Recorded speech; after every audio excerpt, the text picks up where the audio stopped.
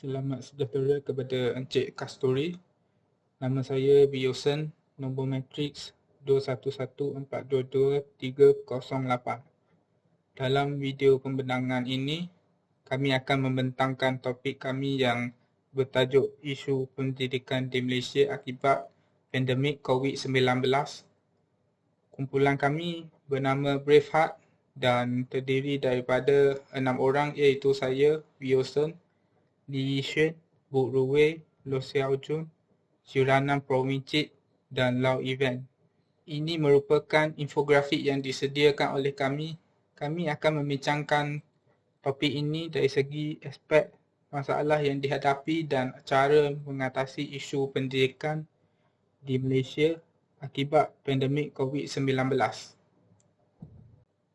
COVID-19 adalah penyakit berjangkit yang disebabkan oleh strain coronavirus, sejenis virus yang menyebabkan jangkitan pernafasan pada manusia. Penyakit-penyakit ini mempunyai gejala sebagai contoh demam, batuk, sesak nafas dan sakit kerongkong. Selamat sejahtera, nama saya Bok Ruwei dari UR632101.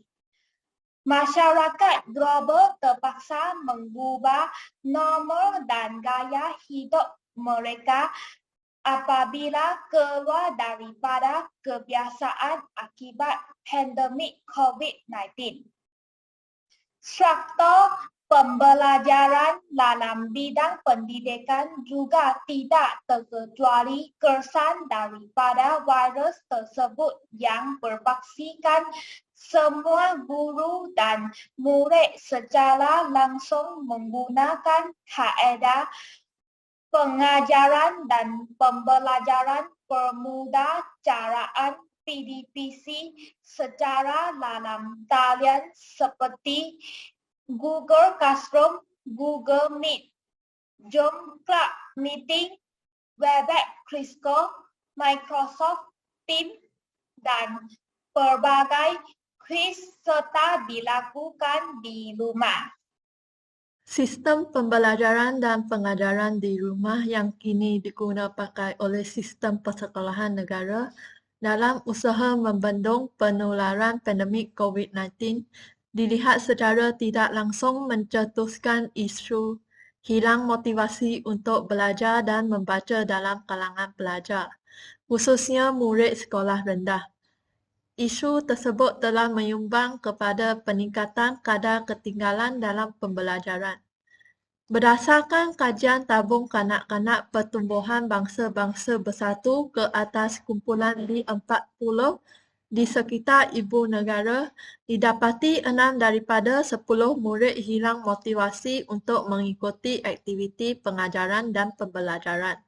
Berdasarkan statistik Kementerian Pendidikan KBM yang dikeluarkan pada 11 Oktober tahun 2020 pula, kadar keciciran murid sekolah rendah meningkat kepada 0.13% pada tahun berkenaan, berbanding 0.12% pada tahun 2019.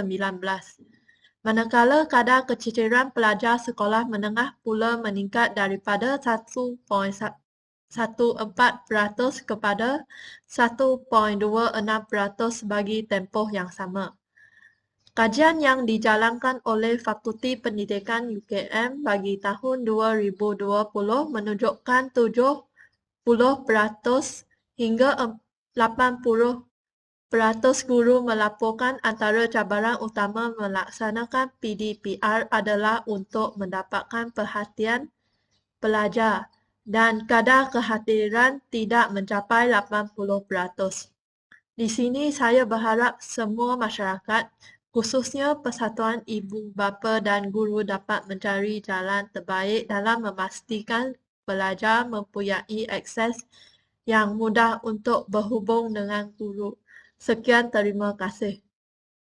Masalah yang terdapat pada pendidikan di Malaysia akibat pandemik COVID-19 ialah kesihatan pelajar. Walaupun kebanyakan pelajar telah mendapatkan vaksinasi, tetapi kita tidak boleh menafikan bahawa wabak tersebut masih lagi mencatat berpuluh ribu kes setiap hari. Jadi, kebolehjangkitan wabak tersebut masih tinggi dan hal tersebut telah pun membimbangkan kebanyakan para ibu bapa untuk menghantar anak mereka ke sekolah setiap hari. Tambahan lagi, pelajar yang telah mengenai wabak tersebut mesti mengetahui akan kesan-kesan akibat wabak tersebut walaupun mereka telah mendapatkan 2 dos vaksin dan 1 dos penggalak. Masih terdapat individu yang mempunyai simptom yang teruk walaupun telah divaksin. Jadi, kesihatan dan keselamatan para pelajar mesti diutamakan. Masalah yang kedua adalah penurunan minat pelajar. Hal ini tidak boleh dikatakan untuk semua pelajar, tetapi terdapat segelintir pelajar yang merasa bahawa minat mereka terhadap akademik semakin menurun disebabkan pandemik tersebut. Hal ini dikatakan demikian kerana kajian menunjukkan segelintir pelajar merasa paling bermotivasi untuk belajar apabila berjumpa dengan rakan-rakan atau guru secara fizikal. Suasana di rumah juga sangat berbeza daripada suasana di sekolah yang menitik beratkan pembelajaran. Ada juga pelajar yang terpaksa menangguhkan pelajaran mereka untuk bekerja disebabkan keadaan ekonomi yang merosot disebabkan oleh pandemik tersebut. Masalah yang seterusnya yang ditimbul selepas pandemik COVID-19 ialah penjejasan taksiran pembelajaran. Tidak dapat dinafikan bahawa pandemik tersebut telah menjejaskan taksiran pembelajaran di negara kita. Penutupan sekolah, penangguhan peperiksaan, pembatalan peperiksaan telah memberi impak yang besar kepada pelajar dari peringkat sekolah rendah hinggalah peringkat universiti. Sebagai contoh, pandemik tersebut telah menyebabkan peperiksaan penting seperti UPSR dan PD3 telah dibatalkan. Peperiksaan seperti SPM dan STM juga ditangguhkan. Selain itu, keadaan mental pelajar juga merupakan salah satu masalah yang dihadapi oleh sektor pendidikan di negara kita. Semenjak pandemik tersebut melanda di negara kita, berlakunya peningkatan isu-isu kesihatan mental seperti kebimbangan, kemurungan dan lain-lain di kalangan pelajar sekolah atau pelajar universiti. Hal ini dikatakan demikian kerana penularan wabak tersebut telah memberi impak yang besar kepada mental pelajar. Ramai pelajar yang menghadapi tekanan yang tinggi semasa wabak tersebut melanda di negara kita kerana mereka khawatir akan pelbagai aspek yang akan berlaku tentang pembelajaran yang mereka terpaksa ubah ketika pandemik tersebut melanda di negara kita.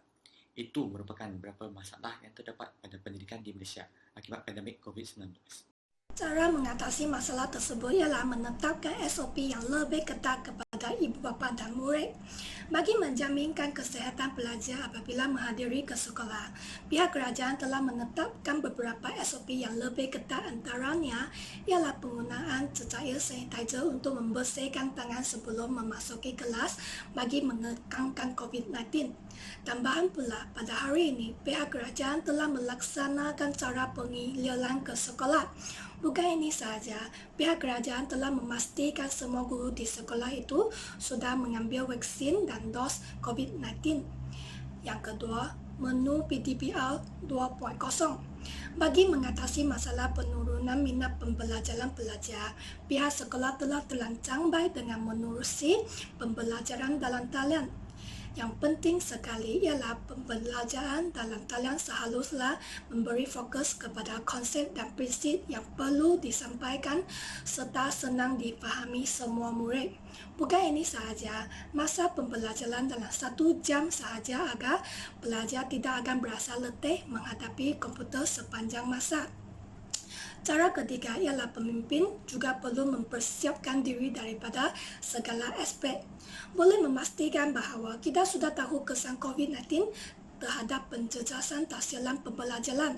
Oleh itu, Kementerian Pendidikan juga menyediakan beberapa portal pembelajaran seperti web panel, Eduweb TV untuk guru-guru, online kuisi bagi murid-murid tahun 1 hingga tahun 6. Cara akhirnya ialah guru ataupun pesyarah boleh melakukan pelbagai aktiviti semasa online learning. Aktiviti tersebut boleh mengelakkan pelajar mereka stres ataupun kemurungan. Sebagai contoh, menyuruh pelajar ini berdiri dan ambil masa 1 atau 2 minit sahaja untuk melakukan aktiviti senaman bersama-sama di depan skrin agar emosi mereka lebih seimbang dengan kapasiti intelektual serta kemampuan berfikir. Nama saya Lee Yishen, nombor matrik 211420054. Saya akan membuat rumusan tentang isu yang kami bincangkan. Secara rumusnya, isu pendidikan di Malaysia telah timbul sepanjang tempoh negara berhadapan dengan pandemik COVID-19. Pandemik COVID-19 yang berlarutan lebih setahun telah menjejaskan kelancaran pendidikan di negara kita. Sekolah terpaksa ditutup dan semua pengajaran dan pembelajaran pemudahcaraan PDPC diadakan secara talian dan dilakukan di rumah. Kadar keterisian pelajar murid sekolah rendah dan murid sekolah menengah turut meningkat daripada tahun 2019 hingga tahun 2020. Masalah pendidikan yang dihadapi semasa pandemik COVID-19 termasuklah kesihatan pelajar terjejas, penurunan minat pelajar, penjejasan tafsiran pembelajaran dan keadaan mental pelajar terganggu. Oleh itu, kita perlu mengambil inisiatif bagi melangi masalah yang dihadapi terhadap pendidikan Malaysia sepanjang pandemik COVID-19. Cara mengatasinya termasuklah penetapan prosedur operasi standard SOP yang lebih ketat kepada ibu bapa dan murid. Manual PDPR 2.0 dilaksanakan. Pihak berkuasa perlu sentiasa mempersiapkan diri daripada segala aspek dan guru memberikan perkhidmatan kaunseling kepada pelajar. Hakikatnya, pengajaran daripada pandemik yang berlaku bukanlah sekadar isu remeh. Pandemik COVID-19 menyedarkan kita bahawa hal-hal pendidikan melibatkan pelajar, generasi masa hadapan kita dan bukan di bawah tanggungjawab guru semata-mata, malah tanggungjawab yang perlu dipikul bersama-sama. Sekian, terima kasih.